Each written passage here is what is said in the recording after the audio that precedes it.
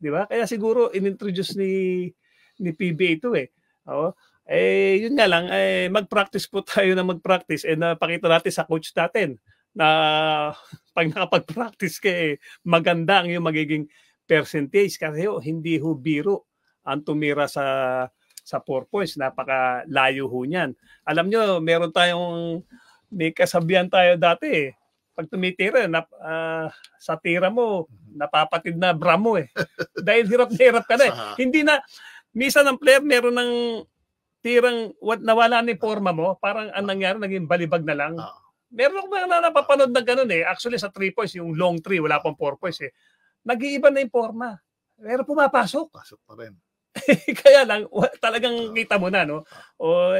Dahil nga, i-implement ngayon yan, well, welcome yan. Pero siyempre, para added spice sa liga. Pero siyempre, mas importante pa rin na kahit meron yan, dagdag na yan. Pero yung pinaka-main problem talaga with the PBA, yung parity. Wag lalayo doon. Wag lalayo doon. Ang maganda, ano mo yan eh, pagsabayin mo yan eh. Ayusin na yung current lineups, yung teams, alam naman po natin na siyempre ito naman hindi naman nanggagaling sa amin ni Coach Jerry to. Ito naman talaga yung saloobin ng lahat ng basketball aficionados na ang PBA daw talagang kontrolado na ng the two biggest corporation powerful corporation. So sana kung mabibigyan pansin at laging sinasabi naman ng iba magkaroon ng protect system wherein para ma-distribute evenly among players sa iba't ibang team.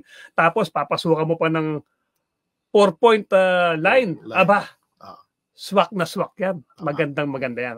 Yan ang aking ano.